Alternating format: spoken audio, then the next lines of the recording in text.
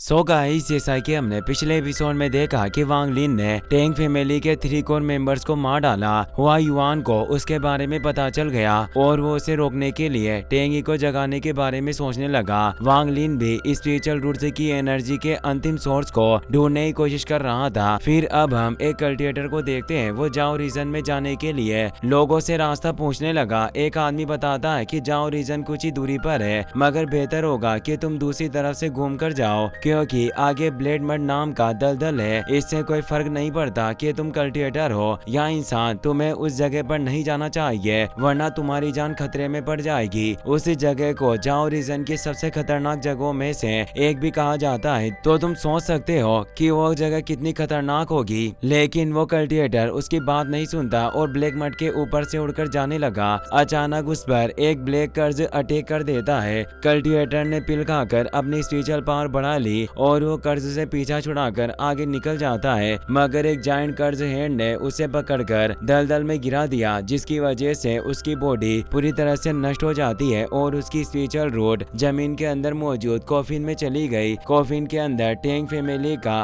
First core member tangy मौजूद था। कुछ वक्त में वांग लिन भी टेंगी की तलाश करते हुए ब्लैक मड में आ गया। उसे कुछ वक्त पहले की याद आती है जब वो किंग फेंग से फर्स्ट स्पिरिचुअल वेन के बारे में पूछ रहा था, क्योंकि फर्स्ट वेन को कोई सेक्ट गार्ड नहीं कर रहा होता। किंग फेंग बताता है कि first when airless bottom black mud में मौजूद है। उस जगह पर टेंगी कल्टिवेशन करता है और वो पिछले 400 सालों से टेंग फैमिली के फर्स्ट कोर मेंबर की पोजीशन पर बैठा है। आज तक किसी की इतनी हिम्मत नहीं हुई कि फर्स्ट पोजीशन के लिए उसे चैलेंज कर दे। टेंगी इससे ज्यादा पावरफुल है। उसके होते हुए फर्स्ट वेन को गार्ड करने के लिए किसी सेक्ट की जरूरत नहीं। अचानक ब्लैक मड में हलचल होने लगी। टेंगी पूछता है कि क्या तुम ही वो शख्स हो जिसके बारे में हुआ युआन बात कर रहा है। वांग लिन कहता है कि मेरे पास तुम्हारी इन फालतू बातों का वक्त नहीं है, अब चुपचाप मेरे सामने आओ। यह कहकर वो आसमान से जी लाइटनिंग स्ट्राइक करने लगा। उसकी पावर देखकर शुली को काफी खुश था। वो कहता है कि तुम सच में बहुत ही ज्यादा पावरफुल हो, इससे कोई फर्क नहीं पड़ता कि सामने कौन है। मैं किन के साथ कह सकता हूँ कि वो तुम्हारा एक अटैक भी झेल नहीं पाएगा। तभी टेंगी अपने लाइटनिंग अटैक से जी लाइटनिंग को डीएक्टिवेट कर देता है। यह देखकर वांग लिन के होश उड़ गए। उसे यकीन नहीं होता कि टेंगी ने इतनी आसानी से जी लाइटनिंग को रोक दिया। टेंगी ब्लैक मड से बाहर आ जाता है। उसे देखकर शुली को घबरा गया और वांग लिन से कहता है कि मुझे यकीन नहीं हो रहा, पर ये तुम्हारी डिवाइन पावर से नहीं डरता, इसका मतलब ये बहुत ही ज्यादा खतरनाक है। टेंगी वांग लिन से कहता है कि युआन ने सच में कोर पोजीशन पर बेवकूफों को बिठा रखा है। अब तुम जैसे कमजोर नेसेंट सोल कल्टिवेटर को मारने के लिए मुझे खुद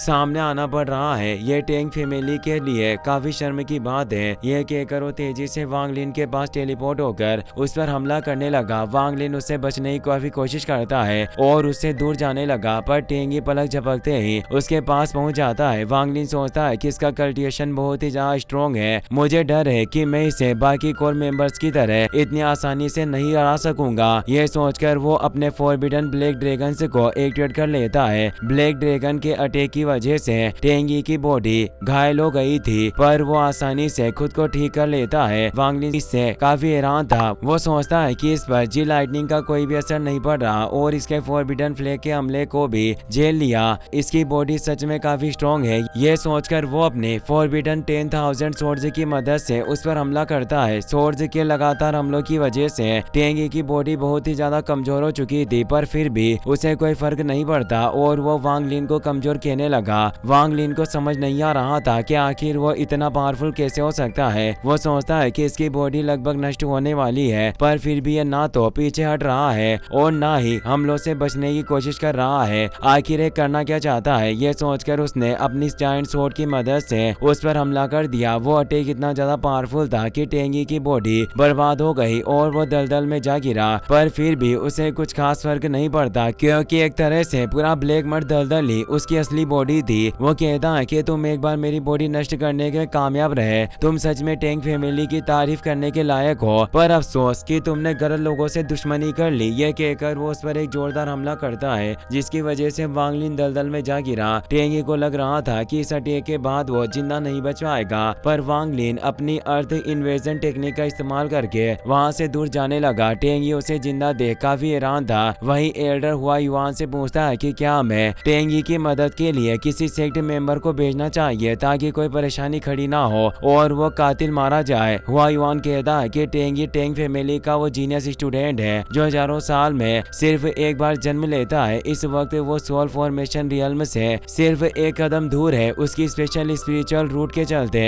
मास्टर ली नी ने खुद उसे चूज किया है। अगर जाओ रीजन की 9 स्पिरिचुअल वेन्स की स्पिरिचुअल एनर्जी को मिला भी दिया जाए तो उसकी स्पिरिचुअल एनर्जी फर्स्ट वेन के जितनी पावरफुल नहीं होगी, जिस वजह से नेसेंट सोल रियल्म में कोई भी कल्टिवेटर टेंगी को नहीं हरा सकता। अगर वांग लिन सोल फॉर्मेशन रियल्म में नहीं पहुंचा होता तो मैं यकीन के साथ कह सकता हूं कि टेंगी उसे आसानी से मार देता। टेंगी के अटैक से वांग लिन काफी बुरी तरह से घायल हो गया और वो अपनी जान बचाने के लिए अर्थ इन्वेजन टेक्निक का इस्तेमाल करके वहां से दूर भागने लगा। शुलिगो काफी डर गया था। वो कहता है कि टेंगी पर जी लाइटनिंग डिवाइस कॉन्शियसनेस का कोई असर नहीं हो रहा। मुझे नहीं लगता कि अब तुम्हें उसे हरा सकते हो, इसीलिए बेहतर होगा कि जल्दी यहाँ से निकल जाओ। लेकिन वांग लिन इतनी आसानी से हार मानने वालों में से नहीं था और टेंगी की कमजोरी ढूंढने लगा। वो अपने डिवाइन कॉन्शियसनेस की मदद से आसपास देख रहा था और उसे पता चलता है कि ब्लैक मड पूरी तरह से स्पिरिचुअल रूट से बना है और यहाँ तक कि टेंगी की बॉडी भी स्पिरिचुअल रूट से की मदद से बनी है। वो सोचता है कि टेंगी ब्लैक मड को अपनी बॉडी की तरह इस्तेमाल कर रहा है। जैसे ही उसका शरीर नष्ट होने वाला होता है वो ब्लैक मड की स्पिरिचुअल रूट से की मदद से अपने शरीर को दोबारा बना लेता है। इसका मतलब जहाँ तक स्पिरिचुअल रूट से ब्लैक मड में मौजूद है टेंगी को हराना नामुमकिन होगा। अब मैं सिर्फ उसके और ब्लैक मड के बीच के कनेक्शन को तोड़कर ही उसे मार सकता हूँ। तभी टेंगी दलदल को हटाकर वांग लिन को बाहर निकाल देता है। वो कहता है कि तुम काफी वक्त से मेरे सामने उछल रहे थे पर अब ये सब खत्म करने का वक्त आ गया है। ये कहकर उसने हमला कर दिया, लेकिन वांग लिन ने एक फॉरबिडन स्पेल एक्टिवेट कर दिया था जिस वजह से उसे कोई चोट नहीं लगी। वो अपने nether sealing demon forbidden spell को एक्टिवेट करता है जिसकी वजह से आसपास मौजूद सारी स्पिरिचुअल रूट से बर्फ में जम जाती है। यह देखकर टेंगी भी हैरान रह गया। वो कहता है कि मुझे यकीन नहीं हो रहा है कि तुमने मेरी नजरों से बचकर फॉरबिडन स्पेल एक्टिवेट कर दिया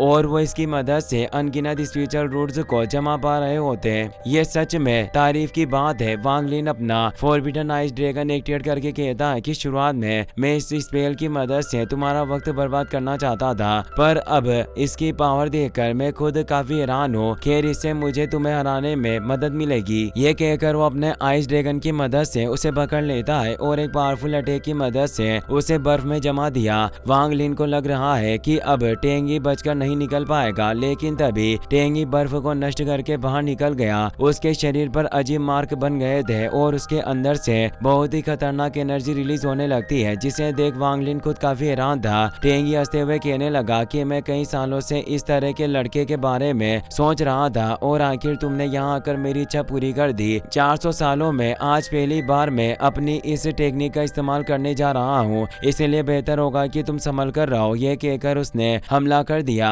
वांग लिन अपनी मल्टीपल सोर्स की मदद से उसे रोकने की कोशिश करता है पर टेंगी आसानी से उनसे बच गया। यहाँ तक कि वो वांग लिन की प्रोटेक्शन शील्ड में भी क्रैक बना देता है। उसकी पावर महसूस करके वांग लिन काफी हैरान था। वो सोचता है कि आखिर मुझे ये पावर जानी पहचानी क्यों लग रही है। ये सोचकर वो फॉरबिडन फ्लेग की मदद से मल्टीपल शील्ड बनाता है पर टेंगी ने एक एक करके सारी शील्ड को तोड़ दिया। वांग लिन उसे अपनी डिवाइन चेन्स की मदद से पकड़ लेता है। टेंसी को लग रहा था कि वो आसानी से उन चेन्स को तोड़ देगा पर वांग लिन ने अपने एशियन आर्टिफैक्ट की मदद से चेन्स को काबू कर दिया था जिस वजह से टेंगी कुछ ना कर सका। वांग लिन अपनी एशियन प्लेट की मदद से टेंगी के डिवाइन कॉन्शियसनेस के अंदर घुस गया और वहाँ उसे एक एशियन गॉड का ब्लड मिलता है जिसे देखकर उसके होश उड़ गए। एशियन प्लेट की पावर देखकर टेंगी भी काफी हैरान था। वो एशियन गॉड ब्लड एक्टिवेट करके अपनी बॉडी से जोरदार एनर्जी रिलीज करता है जिसकी वजह से डिवाइन चेन से टूट गई। वो कहता है कि आर्टिफैक्ट सच में काफी अच्छा है पर यह भी तुम्हें ज्यादा वक्त जिंदा नहीं रख पाएगा।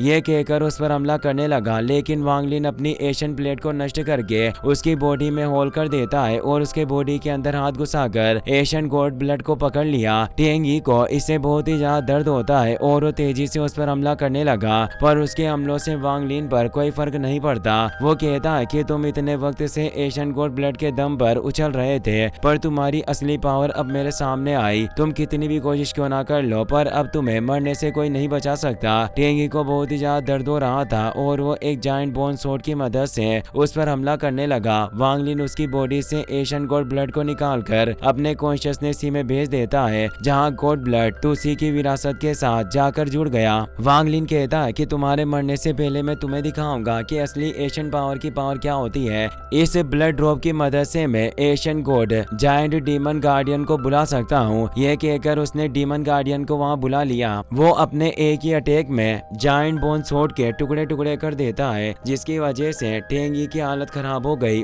और उसकी बॉडी पूरी तरह से नष्ट हो जाती है। वांग लिन उसकी सोल को कैद कर लेता है और टेंग यी के मरते ही सारी स्पिरिचुअल रूट से इधर उधर तैरने लगी। लिन ये हेवनली टावर के ऊपर बैठकर ये सब देख रहा था और Asian God giant demon guardian को देखकर वो काफी खुश था। अचानक टेंग फैमिली सिटी के आसपास एक बैरियर एक्टिवेट हो जाता है, जिसकी वजह से कोई कल्टिवेटर अपनी मर्जी से अंदर बाहर नहीं जा सकता। एल्डर हुआ युआन के पास जाकर उसे इस बारे में बताने लगा, लेकिन तभी टेंग यी का सोल टेबलेट नष्ट हो जाता है, जिसे देखकर एल्डर के होश उड़ गए और इससे हुआ युआन को भी काफी गुस्सा आता है। वो कहता है कि जल्दी से टेंग फैमिली के सारे मेंबर्स को वापस सिटी में बुला लो। मैं चाहता हूँ कि वो ग्रेट प्रोटेक्टिव फॉर्मेशन को एक्टिवेट करने में मेरी मदद करें। यह कहते हुए उसे वांग लिन पर बहुत ही ज्यादा गुस्सा आया। इसी के साथ ये एपिसोड यहीं पर खत्म हो जाता है।